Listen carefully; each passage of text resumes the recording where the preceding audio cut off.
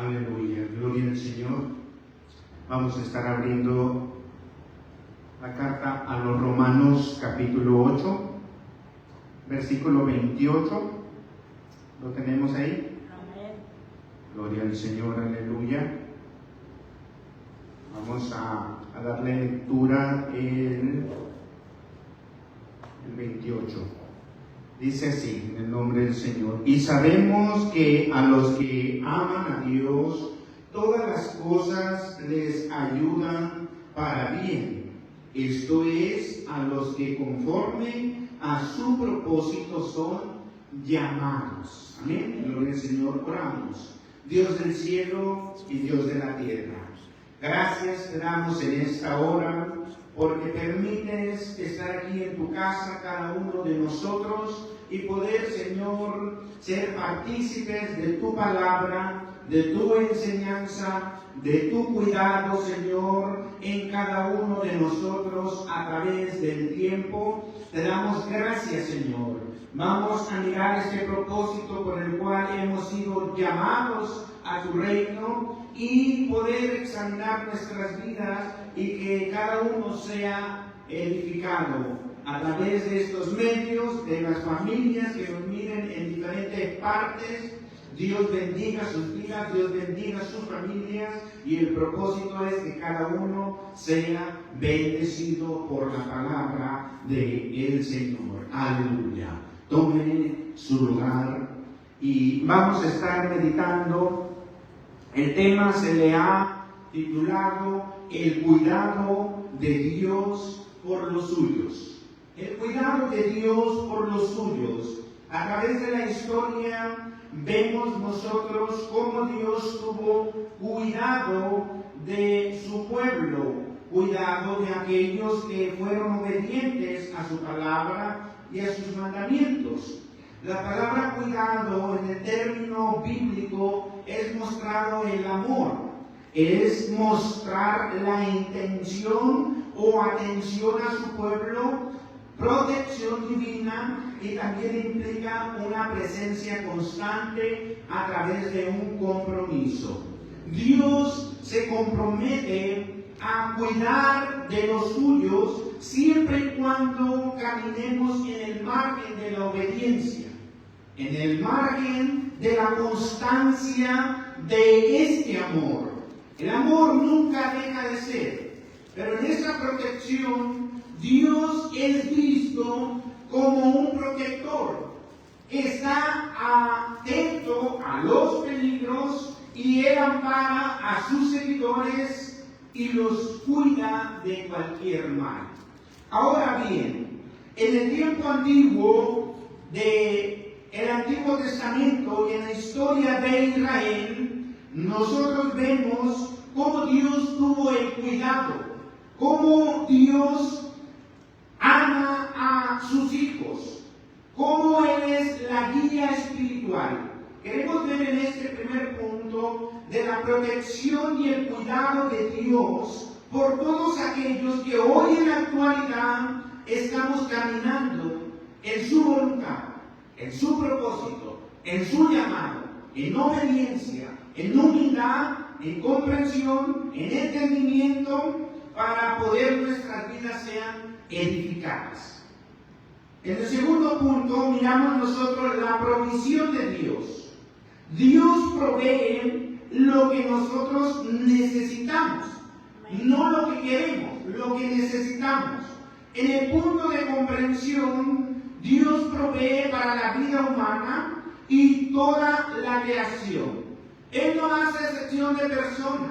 Él incluye a los suyos y tiene cuidado, pero también atiende al mundo en el cual todavía no ha venido a Cristo, en el cual el mundo todavía no conoce a Dios.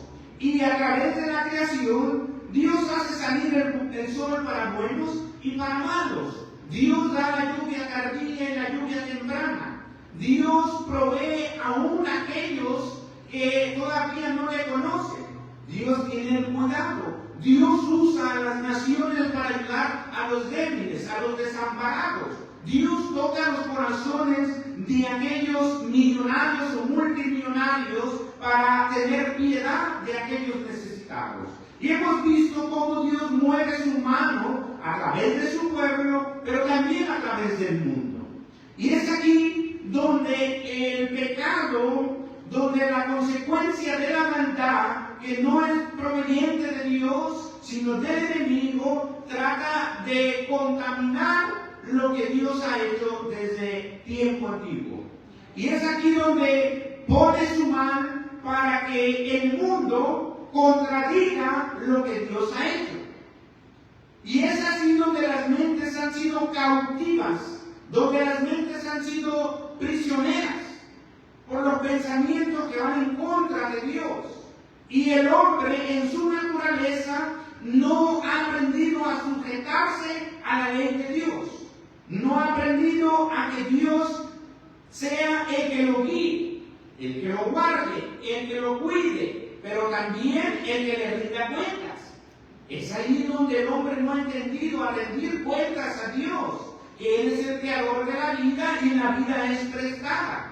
Por encima, el hombre ha dicho, sí, Dios me prestó la vida y Dios me va a pedir cuentas. Pero ¿qué del momento cuando estés frente a Dios? ¿Qué del momento cuando llegue a la realidad pasando de esta vida terrenal a la espiritual? ¿Qué cuentas el hombre dará a Dios de todo el transcurso de su trayectoria aquí en la tierra? Entonces entra un plano del mundo natural al mundo espiritual, donde las vidas son guiadas bajo los pensamientos del hombre. Encontramos al apóstol Pablo. Cuando él fue convertido, cuando él entregó su vida a Cristo, cuando él tuvo el encuentro, él aprendió a no depender más de sí mismo. Ahora ya no vivo yo, ahora Cristo vive en mí. Ahora ya no hago lo que la carne me pide, ahora hago lo que el Espíritu me guía. En este término de transición, Dios está dispuesto a proveer a cada creyente lo necesario. Pero encontramos también en la historia un plano donde Dios y el enemigo, en la vida de Job, viene el diablo donde la provisión estaba cubierta, donde la protección de Dios había un cerco, dice la Escritura, de una cobertura espiritual en la vida de Job, en su familia y en todo lo que poseía. Y el diablo, cuando subió, le dijo: Dios, ¿de dónde vienes? Él le dijo: de rodear la tierra, de mirar, de observar. ¿Y no has observado a mi siervo Job? Él es íntegro, puro de corazón. Ah, es que te sirve porque le tienes un cerco de cobertura espiritual. Yo no puedo entrar ahí. Ahí vemos la provisión y la protección de Dios para con los suyos, para los íntegros de corazón. Pero en esa integridad no entra el plano del hombre, entran los planos de Dios. Porque Dios y Satanás dialogan entre sí. Y Satanás le dice: déjame quitarle lo que tiene, verás que va a renegar contra ti. Dios dice: hazlo, pero no toques su alma. Aún en la devastación de la manera de la calamidad que el diablo se manifestó en la vida de Job, destruyendo su familia y la protección de todo lo que había de animales y de todas las riquezas materiales que él poseía, Dios guardó su corazón, su alma. Y contra todo lo que Job vivió, si ha leído la historia, dice que no renegó en nada. En nada, no renegó. Esa historia que nos muestra es terrible.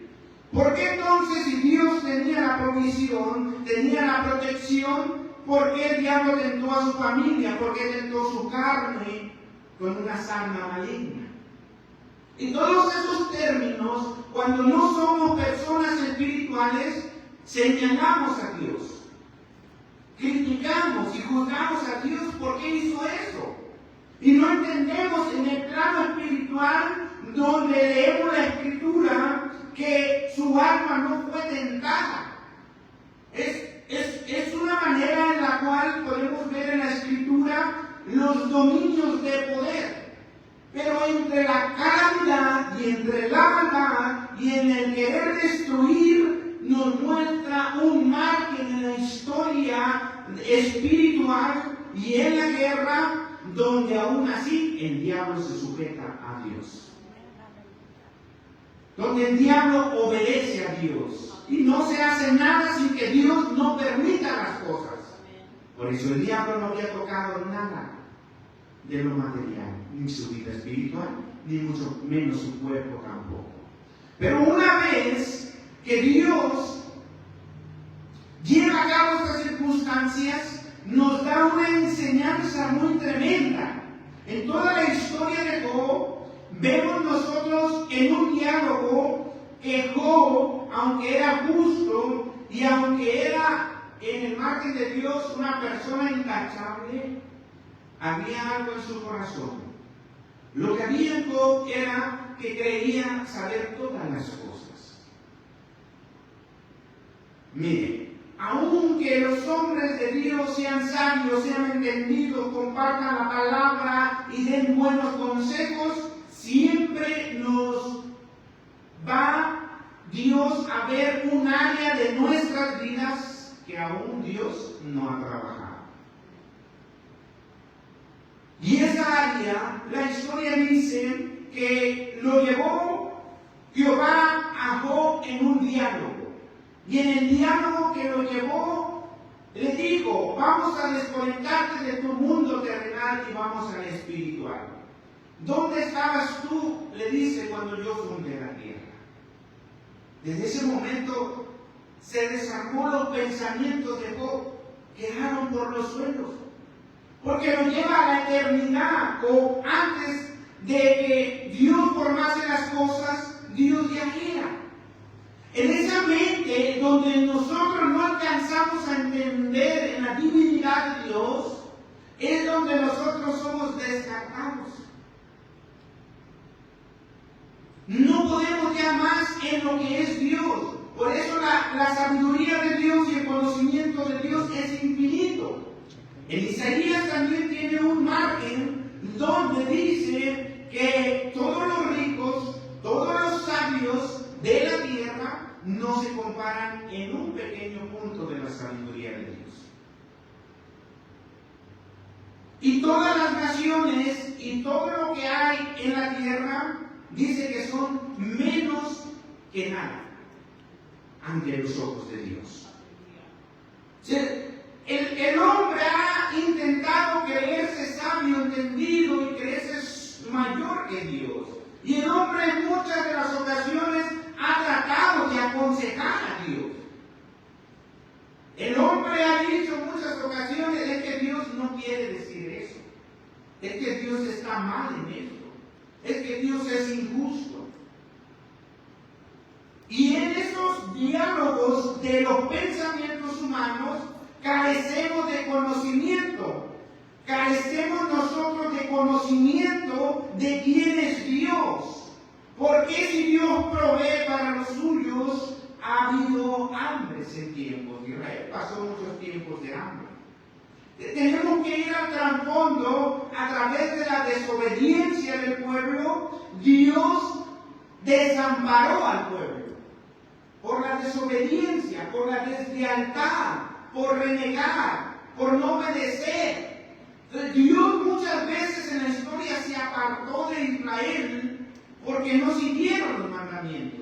Y es aquí donde queremos entrar, en este punto de que Dios siempre está dispuesto a perdonar y a sanar para poder ayudar al hombre y a la mujer a recuperarse del pecado. Pero solamente la ayuda puede venir por la actitud de cada uno de nosotros a través del arrepentimiento, confesión de pecados y apartarse del mal.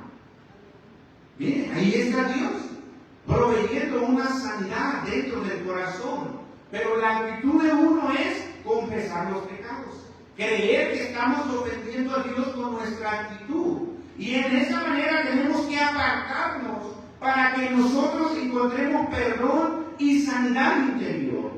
Dios tiene el control del universo, de todo el mundo espiritual y también del mundo físico y de todo lo que pasa. Hasta el mismo diablo y los ángeles se sujetan. No tomó las llaves de la muerte cuando descendió a las partes más profundas, cuando fue sepultado, y exhibió a todos los principados y potestades, triunfando sobre ellos en la cruz del Calvario. Amén. Es ahí donde nosotros tenemos que entender que a través de las circunstancias que nos rodean, Dios está ahí. Él es nuestra guía espiritual. Una atención amorosa, sabia, de Dios a través de su Santo Espíritu y su palabra transforma a las personas. ¿Sí? Volver nosotros a la Escritura, volver a la palabra, volver a lo original, volver al propósito. Dios está trabajando en salvar a la humanidad, pero Dios requiere de su pueblo que nos acerquemos más a Él cada día. Cada día. Y queremos mirar nosotros que Dios no hace acepción y nunca lo hizo de su pueblo.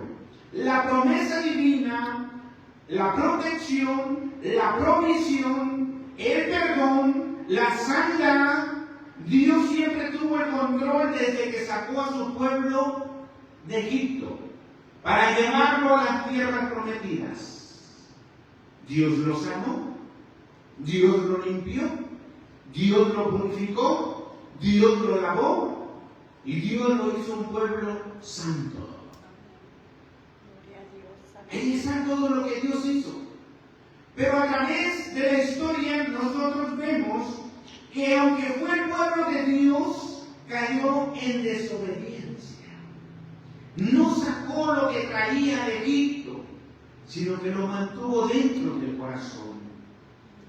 No dejó que Dios sacara esos idealismos de su vida. Por eso sus pensamientos eran chocantes con los propósitos divinos y no entraron a las tierras prometidas. Pero ahora vemos un margen del apóstol Pedro en su segunda carta. Dice: si Dios no perdonó al mundo antiguo, sino que guardó a Noé, un predicador de justicia, con otros 7 más, cuando trajo el diluvio sobre los impíos y sobre los incrédulos. Si Dios no los perdonó, sino que guardó a Noé y a los que creyeron. Bien, ahora ese margen de el arca que hizo Noé en Génesis 6, 14, 16, que a través del arca estamos mirando sus detalles, su propósito y la salvación de la humanidad. Noé hizo su parte, los suyos hicieron su parte, pero el mundo no hizo nada. Ni siquiera por entrar en lo que ya estaba hecho. Ni siquiera por entrar en algo fácil que no le había costado. Y aquí estaba la oportunidad tan grande de la salvación de la humanidad. No hizo nada. No muestra la Escritura que se vinieron a ayudarle a Noé. Lo señalaron, lo criticaron, lo juzgaron y lo llamaron de loco. Bueno, la recompensa ocurrieron: el que siembra, así segará. Está escrito: lo que el hombre sembrare, eso el hombre segará. Vamos hacia adelante. En Éxodo capítulo 25, lo vamos a leer para poder entender un poco. Versículo 10 hasta el 22. Y dice así: el arca del testimonio.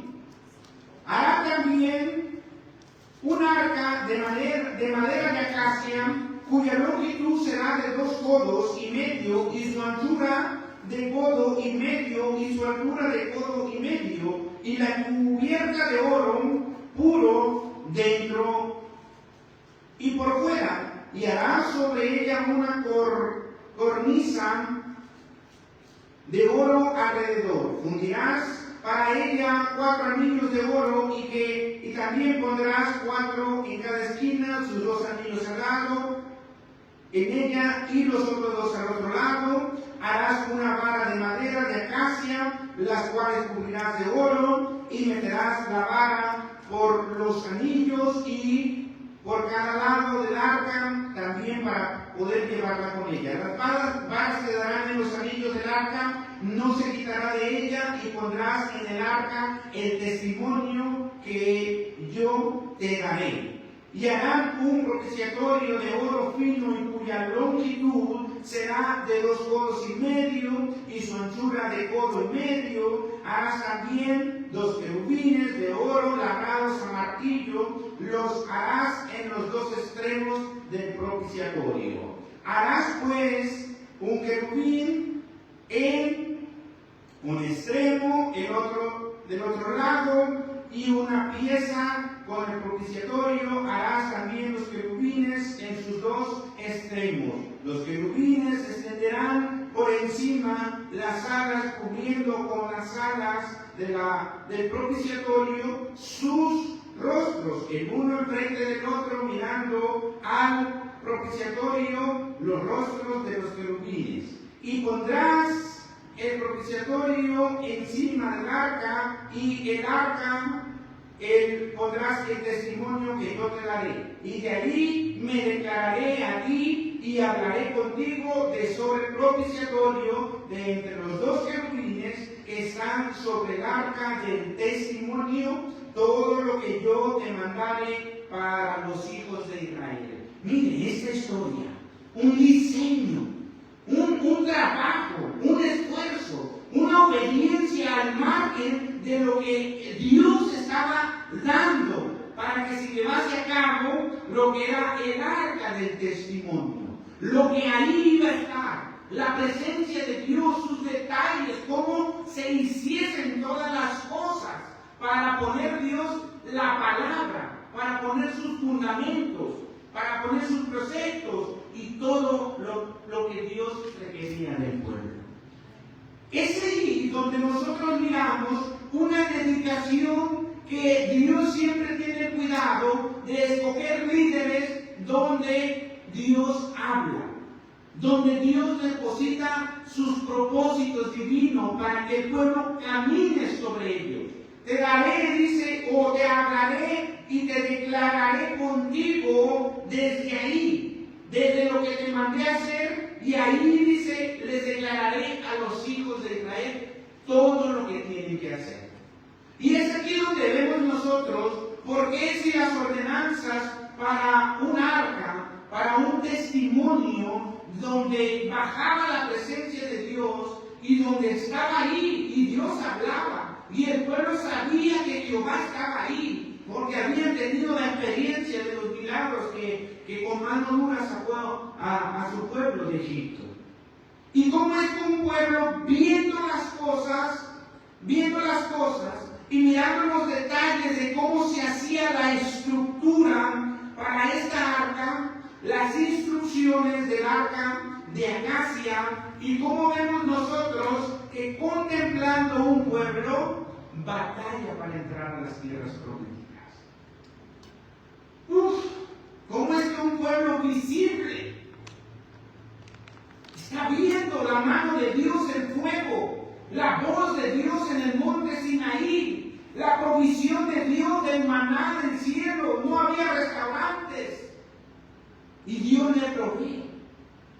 Dios reniega porque no hay maná y luego le envía codornices. No había agua y Dios le provee agua. No tenían vestiduras y con las vestiduras de los animales que cazaban ellos cubrían sus pies. Y en la noche es que no podemos ver, pero Dios le ponía una columna de fuego para que vieran por dónde caminar. Y que en el día tenemos calor y le ponía una sombra. Todo lo que Israel se quejaba, Dios se lo daba. Y es ahí cómo examinar y regresarnos atrás para nosotros no ser como la rebeldía de Israel. Porque queremos examinarnos nosotros si estamos caminando Si vamos a entrar a las promesas del cielo o nos vamos a quedar afuera. Entonces, ¿cómo nosotros caminamos? Dígale que está a su lado, ¿cómo caminas?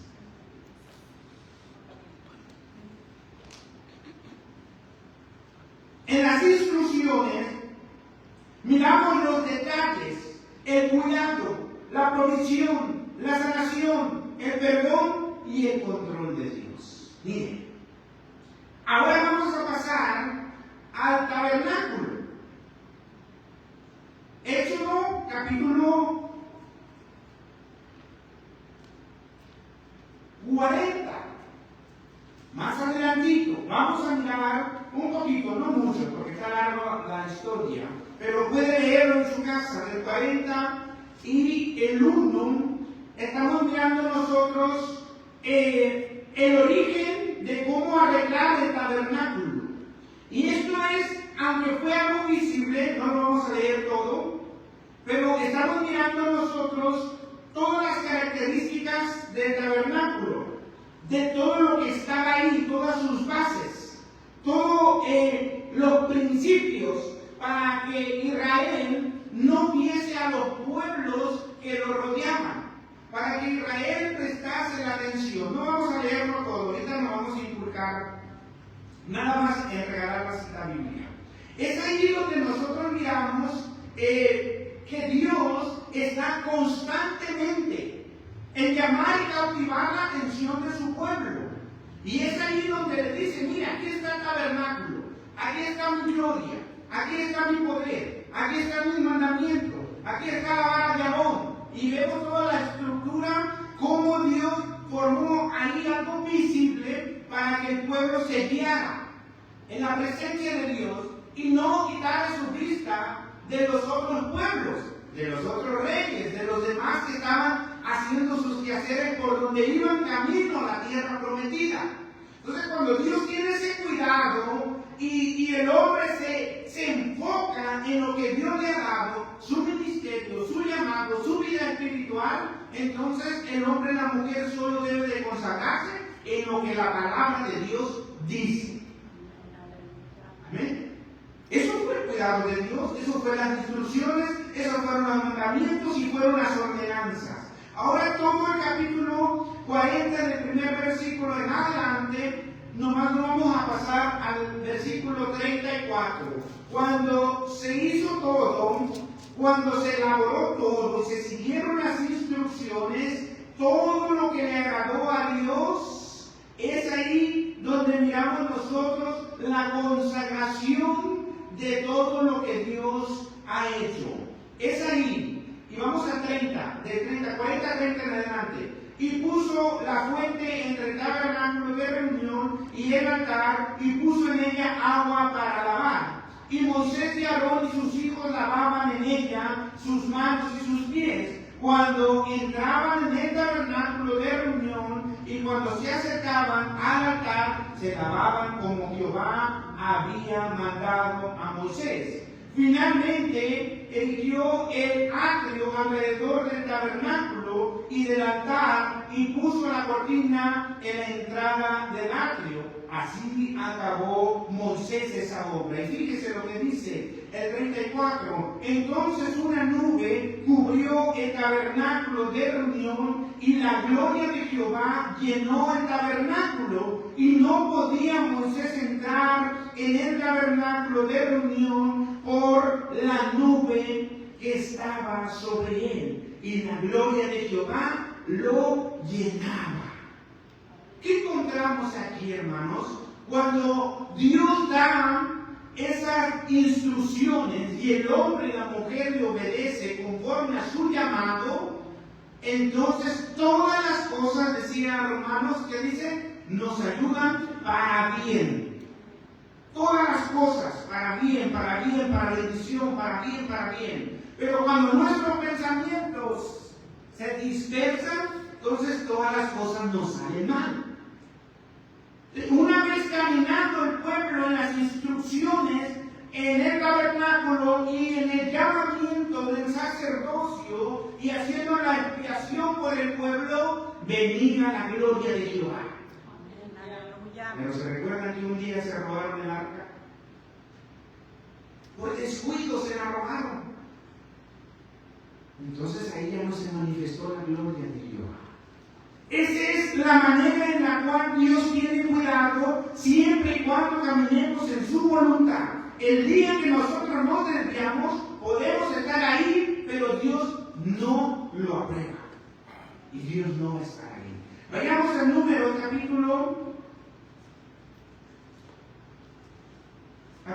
9, 15. ¿Cómo lo va relatando?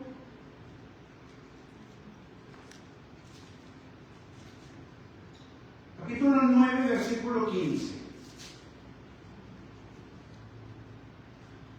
Ahí vemos nosotros el día que el tabernáculo fue erigido, la nube cubrió el tabernáculo sobre la tienda del testimonio.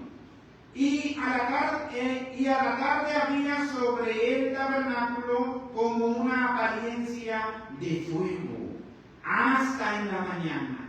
Fíjese, el fuego de Dios estaba ahí. La presencia de Dios estaba ahí en Números capítulo 9, versículo 15. Ahí estaba la presencia hasta en la mañana. Así era continuamente, la nube lo cubría de día y de noche la apariencia de fuego. Cuando se alzaba la nube del tabernáculo, los hijos de Israel partían, y en el lugar donde la nube se paraba, allí se paraban los hijos de Israel. Mire, los hijos de Israel en esta obediencia, en este mandato, en estas instrucciones, no caminaban si la gloria de Dios no se movía. Y si la nube se paraba y ellos querían seguir y se salían de la nube, se tenían que regresar. Porque ahí quería Dios que se parara.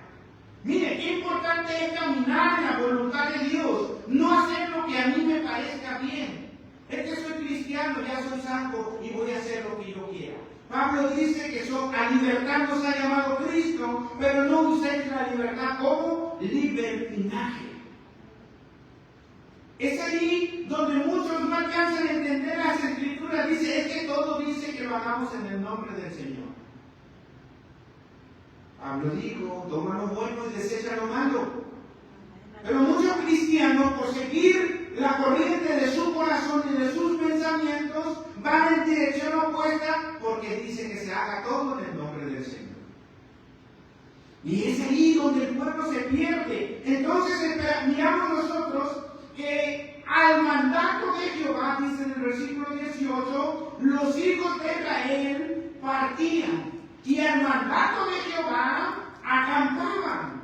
Todos los días que la nube estaba sobre el tabernáculo, permanecían acampados.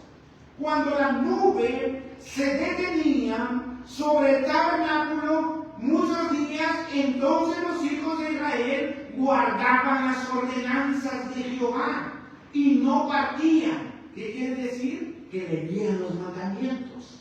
¿Sí? Leían los mandamientos, leían en qué estamos bien. ¿Vamos caminando? Ok, aquí está la presencia de Dios, estamos bien. Pero, ¿qué hay más adelante? ¿Están los filisteos? ¿Están los amorreos? ¿Los heteos? ¿Los jebuseos? Y ellos tienen sus dioses paganos. Pero ¿qué nos dicen las ordenanzas? Aquí dice que no tomemos mujeres de ellos, que no tomemos varones de ellos, que no nos contaminemos con sus ídolos. Y el pueblo, mientras la gloria de Dios estaba ahí bajo ella, el pueblo era consagrado. Miren qué diferencia. Ahora estamos analizando cuando la nube estaba sobre el tabernáculo. En esos pocos días, al mandato de Jehová, el campamento entonces meditaba. Pero cuando Jehová ordenaba, el pueblo partía. Y cuando la nube se detenía, desde la tarde hasta en la mañana, o cuando a la mañana la nube se levantaba, ellos partían. O si había estado un día y a la noche la nube se levantaba, entonces también partían de noche.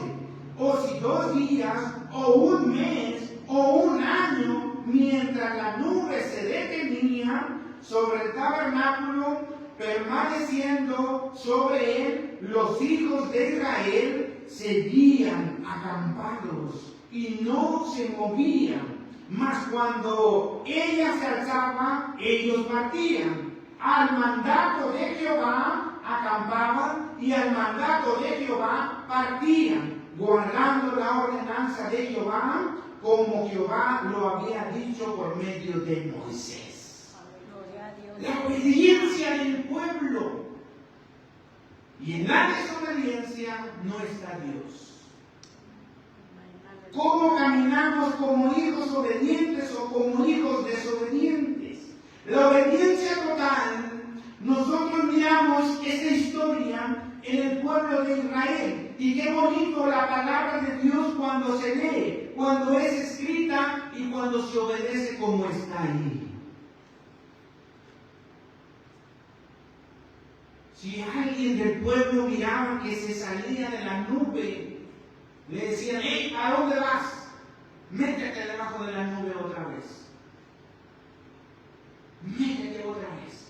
Y es ahí donde nosotros miramos, discernimos, entendemos, comprendemos cómo es que la palabra nos inculca. Esta es la historia de Israel. Ahora vayamos a Juan capítulo 10, versículo 9. Cristo dijo: yo soy la puerta. El que por mí entrare será salvo, entrará, saldrá y hallará pasto, o sea, alimento espiritual. El que por mí entrare. Ahora vemos nosotros en la antigüedad el arca. Tenía su puerta por donde el mundo tuvo que entrar y no quiso. Vimos el arca del pacto donde se apresuró y Jehová dio a contemplar a Moisés y a Aarón y a los sacerdotes a entrar un poquito más en la gloria de Dios, en el tabernáculo, en el lugar santo. ¿Cómo Jehová comparte su gloria con el hombre a través de la historia? Pero en la corrupción de Israel nadie pudo cumplir todos los mandamientos. Por eso vino Cristo y aquí nos dice: hey, ahora yo soy la puerta. El que por mí entra será salvo. Pero vamos a mirar qué nos dice parte de la Escritura. San Juan 10, 1, 18. De cierto os digo, el que no entra por la puerta del redil de las ovejas, sino que sube por otra parte, ese es un ladrón y es un salteador. Vamos a entrar en el marco de la obediencia, de la humillación para con Dios. Nosotros somos llamados cristianos, pero hay muchos cristianos que no han entrado por la puerta aún. La puerta de Cristo, Dios lo puso como el único medio para llegar a Él. Ahora, mucho pueblo contradice la Escritura por no sujetarse a Él. Cristo dijo que para que nosotros pudiésemos conocer al Padre, tendríamos que venir a Él. Nadie puede venir al Padre si no es a través de mí. La historia de Israel no conoció a Cristo en el Antiguo Testamento. Conoció al Padre, a Jehová, como se manifestó a su pueblo.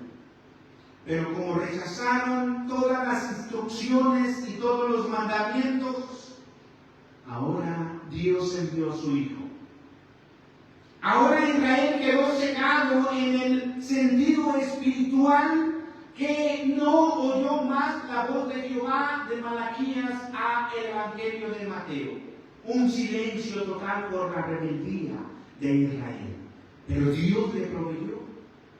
Dios le dio las ordenanzas, sus estatutos, sus mandamientos, compartió su gloria dentro del tabernáculo, el pueblo oyó la voz de Dios y aún así la rebeldía los distanció. Entonces Dios guardó silencio y en ese silencio el pueblo se corrompió más todavía sin oír la voz de Dios. Dios tuvo que enviar a Cristo, su Hijo eterno, para morir por ti y por mí. para morir por su pueblo. Y dice que Dios dio a su Hijo. Lo dio a su pueblo, pero su pueblo no leía más la palabra. Y en todo el Antiguo Testamento, en la ley, en los reyes, en los salmos, en los proverbios, en todas las escrituras de todos los profetas mayores y menores, estaba profetizado de Cristo como el Mesías.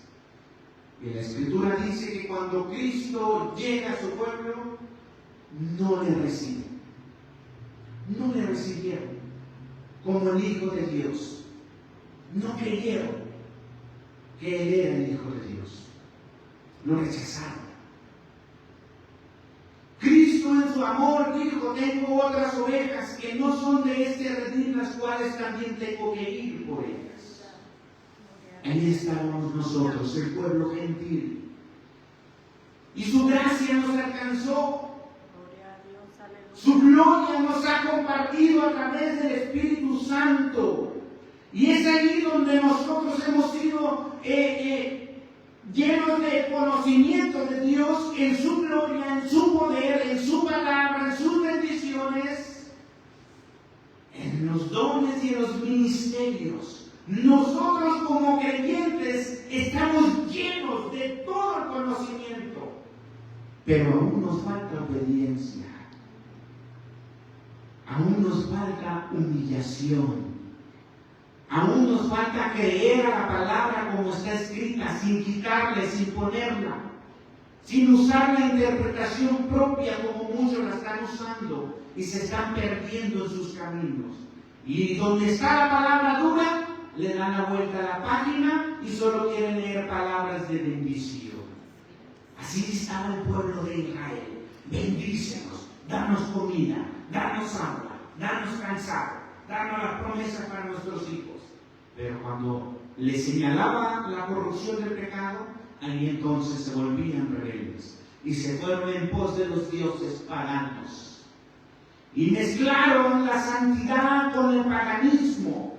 Y es eso lo que estamos mirando hoy en día, de que Dios, teniendo el cuidado y dando a su Hijo para que cada uno de nosotros fuésemos partícipes y entrar por esa puerta, la puerta de la humillación, la puerta de la obediencia, la puerta donde está el gobierno de Cristo. Entonces, ¿por qué hay muchos que todavía no han sido gobernados por Cristo? ¿Por qué hay muchos cristianos rebeldes? ¿Por qué hay cristianos altaneros, egoístas, que no perdonan, orgullosos, arrogantes, altivos? ¿Por qué hay muchos manipuladores? ¿Por qué hay muchos estafadores? ¿Por qué no interpretan la Escritura como está? ¿Por qué le quitan? ¿Por qué le ponen? Pero son cristianos. Y Cristo dice: el que no entra por la puerta, el que no se niega a sí mismo, no puede ser mi discípulo. ¿Cómo está nuestra vida como creyentes? Ahora, Lucas 13:24 dice: esforzaos a entrar por la puerta angosta, porque os digo, muchos procurarán entrar y no podrán. Muchos cristianos tratan de entrar o tratarán de entrar en el reino de Dios y no podrán. En la escritura que leíamos unos domingos anteriores, que se encuentra en Timoteo, examinando un poco más a profundo lo que el apóstol Pablo está dando en esta carta, en estos tiempos peligrosos, lo contemplábamos en el mundo. Pero hoy ya no nomás están en el mundo, están dentro del cuerpo de Cristo, están dentro de la iglesia, están dentro del pueblo evangélico, dentro del pueblo apostólico, dentro del pueblo pentecostés, están allí. El diablo ha ganado muchas batallas dentro del pueblo de Dios. El diablo ha hablado y susurrado en los oídos de muchos ministros y de muchos pastores, que hoy vemos el mundo metido dentro de la iglesia. Como en el tiempo antiguo, Israel dejó meter los ídolos paganos. Y hoy vemos esa corrupción dentro de muchos pueblos. La apariencia ante el frente de que somos creyentes o hijos de Dios, en los tiempos finales se separará, como el trigo y la cizaña. Te pareces cristiano, pero no eres. Te pareces apostólico, pero no eres. Te pareces evangélico, pero no eres. Te pareces pentecostés, pero no eres. ¿Cómo dirá Dios en aquel día? Y no discutirá ya nada más. Él dirá: apártate de mí, hacedor de maldad. Echarlo fuera, las tinieblas de afuera. Ya no habrá más consejo de la palabra de Dios. Y en Timoteo 3, 1 al 15, estamos mirando esta manera y la examinamos desde el discernimiento espiritual, cómo también debes saber esto. Es importante la carta a través del Espíritu Santo, en el apóstol Pablo, diciéndole a Timoteo: debes saber esto. En sus tiempos se la escribió, pero hoy la palabra sigue viva y sigue eficaz para nosotros. Y hoy el Espíritu Santo nos dice: debes saber también esto. En los postreros días vendrán tiempos peligrosos. Estamos en esos tiempos. Segunda de Timoteo capítulo 3, 1 en adelante. Estamos en esos tiempos. Hoy vemos dentro del pueblo de Dios hombres amadores de sí mismos. ¿Cuáles son esos? Los hombres estafadores. Los hombres que predican la palabra a su respectiva. Los hombres que no tienen interpretación, sino más bien es propia. Los hombres que calumnian. Los hombres que desvían el evangelio de verdad. Cristianos ávaros. Cristianos vanagloriosos. Cristianos soberbios. Cristianos blasfemos. Cristianos desobedientes. Cristianos ingratos. Cristianos impíos. Cristianos sin afecto natural.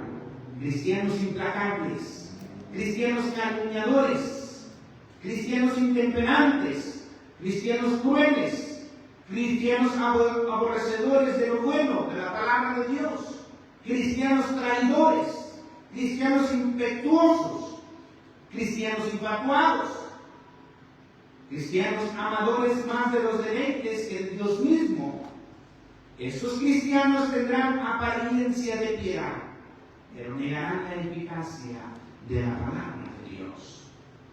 A estos evita. Este consejo lo tomamos hoy en la actualidad. Y esta manera en la cual nos dice que irán errando, llevarán arrastrado al pueblo en las concupiscencias, en su mentalidad, en su manera de ser. Tendrán apariencia de predicar una verdad, pero dice que son hombres corruptos de entendimiento. Estos tiempos están presentes. La apostasía está aquí. La negación de la fe está aquí. Y poco a poco mucho pueblo se ha ido corrompiendo cuando ya no sigue la palabra de Dios, cuando ya no sigue sus mandamientos. El apóstol le da el consejo a su hijo y le dice en el 4: te encarezco que Dios, delante de Dios y del Señor Jesucristo. Aquí estamos mirando la palabra como está escrita. Te encarezco, te pido que te analices, te pido que consideres y que veas esta manera delante de Dios y delante del Señor Jesucristo. Pablo hablando del Padre y del Hijo. Dice la Escritura que juzgará a los vivos y también juzgará a los muertos en la manifestación de su reino. Analizando las Escrituras, ten cuidado en digerir oír la palabra espiritual, dice Pablo, predica la palabra, así como está escrita. No le quites, no le añades, no la acomodes a tu propio pensamiento. Ahí está, es solamente ya está escrita, debes seguirla. Si nosotros queremos seguir en la palabra de Dios y entrar al cielo, tenemos que apegarnos a la palabra. ¿Sí? No es que esto sí y esto no. Lo que es que predique la palabra, que estés a tiempo y fuera de tiempo, redarguye, reprende, exhorta con toda paciencia y con toda doctrina. Esos términos es donde muchos de nosotros no queremos entrar. La palabra por sí misma tiene su interpretación propia. La palabra por sí misma tiene su profecía. La palabra por sí misma nos lleva y nos conduce y nos lleva a la realidad de cómo está nuestro corazón, de cómo está nuestra alma, nuestros pensamientos y nuestras actitudes. Y cuando vamos a la palabra dice que es como una espada de dos filos. Y nosotros estamos enfrente de la palabra. Y ella empieza a cortar las áreas donde a Dios no le agrada. Y todo aquel cristiano inmaduro, niño espiritual, siente que la palabra es dura, que corta las inmundicias, que corta la avaricia, el pecado, la mentira, la calumnia, la ira, las contiendas, y la palabra empieza a cortar, porque Pablo dice que los que practican tales cosas no heredarán el reino de los cielos. Y la palabra está cortando esa ira, esa contienda entre hermanos, entre cristianos, entre denominaciones, entre otros creyentes. Y empieza a cortar, y cuando corta, toda herida duele. Entonces el cristiano se hace a un lado, cierra la escritura, deja de orar, deja de buscar de Dios, porque la palabra es dura, es cortante, y está penetrando, dice la palabra, las intenciones del corazón. Fíjese, la palabra escarba en el corazón. ¿Qué tan creyentes somos nosotros? Y es ahí donde empieza a quebrar esas áreas en la profundidad del corazón de nuestras vidas. Ah, mira, están las mentiras, hay que sacarlas, hay que cortarlas. Y es donde no nos gusta que nos diga la palabra que somos mentirosos. Y que así no vamos a entrar al reino de los cielos. Los mentirosos no heredarán el reino de los cielos. Pero yo quiero entrar al cielo. Y dice, esforzados, porque muchos querrán entrar y no podrán. Lucas 13:24. Esfuérzate, que te quite, que se arranque la ira, que se arranque el coraje, que se arranque la insensatez, la necedad, que la palabra corte esas intenciones del corazón de tanto creyente haciendo mal a otros creyentes. Que se quite esa corrupción espiritual de cada creyente alrededor del mundo. Muchos querrán entrar, pero no podrán. ¿Qué significa esto? Que Dios nos lleva a caminar junto a su palabra, discierne los pensamientos y discierne las intenciones del corazón. Y ahí es donde Dios ve la intención de cada pastor, de cada predicador. Si la intención es engañar al pueblo, la palabra estará ahí para corregirlo, para no engañarlo. Pero si él no quiere oír la palabra, entonces será movido por el espíritu del error. Pero si un predicador es guiado por el Espíritu Santo y la palabra dice que cada uno de nosotros necesitamos arrepentimiento genuino diariamente, tenemos que hacerlo. Y si a los oyentes no les gusta la palabra arrepentirse, entonces la palabra ya no es responsabilidad del predicador.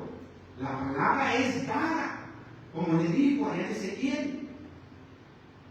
Si el justo se aparta, el justo va a perecer. Pero si el injusto se arrepiente y se convierte, va a ser salvo. Y si aún el justo se apartara y se arrepintiese y volviese, será salvo. Entonces, es aquí donde muchos cristianos no queremos llegar a la realidad. Discierne los pensamientos, las intenciones del corazón, dice que penetra hasta las coyunturas. Hasta las coyunturas. Los tuétanos. Y parte el corazón. Cuando el corazón es corrompido hacia los idealismos del mundo y Dios quiere salvar el alma de aquello por el cual murió, Dios tiene que partir los corazones para que sus vidas no se pierdan.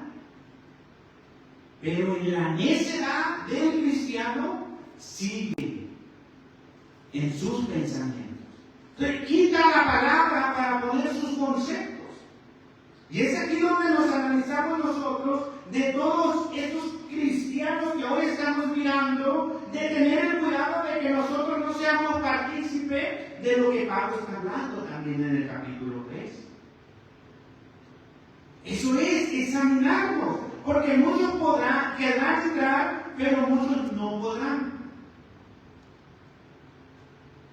¿Cómo es entonces identificar quiénes entran y quiénes no entran? Todos Gálatas 5, 17 en adelante nos dice. No vamos a leerlo todo porque nos está ganando el tiempo. Pero aquí primera de Timoteo, miren, hay muchas áreas donde podemos entrar. Por ejemplo, calumniar. Calumniar a otra persona no es un hábito de un cristiano. No es un hábito. Calumniar a otra persona no es un hábito. No procede del Espíritu Santo. Y dice, estos tiempos llegarán. Hombres, mujeres, cristianos, cristianas, apostólicas, pentecostales, evangélicas, como se quieran llamar, vendrán. Esos tiempos volverán. ¿Por qué Pablo anuncia esto? Porque la fe genuina deja de ser cuando el cristiano deja de ayunar y llorar.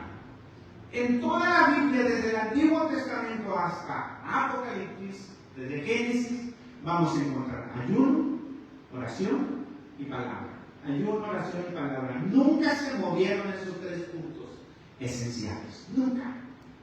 Nunca están ahí vigentes. Pero no queremos tomarlos. Queremos dejarlo ahí como el pueblo dejó los mandamientos y sus preceptos. Y caminaron 40 años y no entraron. ¿Cómo nosotros vamos a entrar al cielo? Entonces aquí estamos analizando que el consejo de Pablo a Timoteo, en 2 Timoteo 4:3, dice, predícala. Tú predica la palabra, que redarguya, que reprenda, pues que reprenda, que exhorte, pues que exhorte. Pero siempre que vaya con el perfil doctrinal de la palabra de Dios. Porque vendrá tiempo, dice, cuando no sufrirán la sana doctrina. Es aquí donde muchos no quieren ser juzgados, porque si predico la palabra de verdad, se me van a ir los oyentes. Sí, se me va a ir la gente. Y entonces, ¿cómo me alimento? Entonces, ponen la manera del pensamiento humano por encima de lo que es bíblico. Y es aquí donde se amontonarán, dice. Habrá montones de gente cristianas queriendo oír lo que ellos quieren. Es bíblicamente. Son tiempos que estamos viviendo. Son tiempos donde el cristiano no quiere ser reprendido por su conducta. Donde el cristiano no quiere sujetarse a los mandamientos divinos de Dios. Hoy vemos esta magnitud de personas o montones de cristianos que en una membresía, un ejemplo de 100 miembros, cuando solamente quieren palabras bonitas y conscientes, y cuando hay una actividad fuera de la iglesia, vamos a decir un convivio, todos los 100 miembros acuden. Pero cuando hay un evangelismo en las calles, nada más 5 o 10 vienen. ¿Cuál es la dirección del pueblo? ¿En la palabra o en lo que quieren oír? Quieren que le digan que sí son cristianos y apapacharlos, pero cuando está el compromiso, entonces ya no quieren. ¿Cuántos cristianos tomamos tiempo para compartir? Sí, con familia, con amigos, y vamos a donde nos invitan a un convivio y pasamos 3, 4, 5 horas conviviendo. Pero cuando hay una actividad a las 5 de la mañana de oración, ya no. ¿Dónde se presenta el cristiano genuino, verdadero? O simplemente cuando oímos la voz de Dios a las 3, 4 de la mañana que nos dice levántate a orar. Sin necesidad de integrar una iglesia, pero lo ponía como ejemplo. ¿Cuántas veces usted realmente se levanta? Voy a poner la alarma para trabajar, pero no la pone para orar. No hay convicción de sí mismo, no hay preocupación. Voy a llegar a la casa y voy a dormir. ¿Por qué no dice voy a llegar y voy a orar? Ya me voy porque es muy tarde en la mañana. ¿Y por qué no dice voy a levantar más temprano para orar? O leer un capítulo de la palabra. Y esas creencias de que estamos dentro de una iglesia han ido dañando a montones de cristianos, y hoy vemos nosotros montones de maestros, de pastores o predicadores conforme, dicen el 3, a sus propias concupiscencias, sus propios pensamientos. Puedes venir como quieras, Dios del corazón. Puedes hacer lo que te dé la gana. Todos somos hijos de Dios. No son palabras suaves esas, engañosas. No importa. Ya somos salvos. No importa, ya nos bautizamos. No importa, vamos a la iglesia. Estamos ahí. ¿Y el fruto? ¿Dónde está el fruto? Ese tipo de mover actualmente, donde están siendo engañados, arrastrados, nos dice acá, hombres arrastrados por las concupiscencias. Y nos dice el versículo 8, dice en el 9 también, que irán del mal en mal. Todo el capítulo 3 en adelante lo pueden leer, y todo el 4 también. Y es ahí donde nosotros, pero tú sé sobrio, soporta las aflicciones, haz obra de evangelista y cumple tu ministerio. Y ese consejo me llama la atención, como Pablo desglosa, dice Pablo antes de morir, porque yo ya estoy para ser sacrificado y el tiempo de mi partida está cerca. He peleado yo una buena batalla, he acabado la carrera y he guardado la fe. Por lo demás me está guardada la corona de justicia, la cual me dará el Señor juez justo en aquel día. Y no solo a mí, sino también a todos los que aman su venida. Es que hoy en la actualidad todos queremos irnos con Dios. Todos. Y nadie se quiere quedar. Usted le pregunta a un cristiano, oye, ¿tú te quieres quedar cuando Cristo venga? Va a decir que no.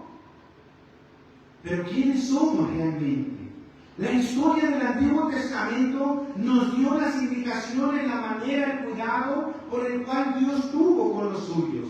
Y Dios lo sigue teniendo, nos dio a su Hijo.